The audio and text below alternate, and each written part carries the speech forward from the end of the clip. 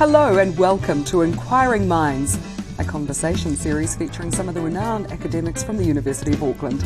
I'm Kerry Woodham, and joining me now is Associate Professor Raymond Miller from the Department of Political Studies in the Faculty of Arts. Raymond, for many people, taking your New Zealand politics paper is the first time they've ever really thought about politics and government. Do you think this is a subject that should be taught at schools? It would be very helpful if it was. Civics is taught in schools in the United States. We tend to avoid anything very much to do with citizenship and politics generally, which I think makes it very difficult, not just for school graduates, but also for people as they try to interact with the political process during their lives. Many New Zealanders don't really know very much about the political system and how it works.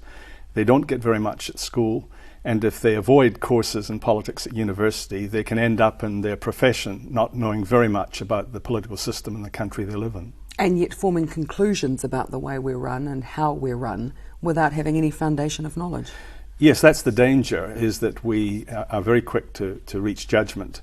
We have very strong ideas about certain politicians and political parties. It would be very much more helpful for us all if we knew something about how the political system actually works in order to put those personalities and those views into some sort of context. Do you think that the avoidance of civics in schools has something to do with a fear of jingoism or overt nationalism? I think that's probably the case. I think we've always avoided any subjects that are too controversial. So, politics, sex, religion were always things that teachers tried to avoid. They didn't want to be seen to be imposing their views on their students. And I think they also felt that they would lead to conflict because people have such strong views on certain subjects. But I think that politics can be taught in a very detached and objective way. You don't need to impose your views on students.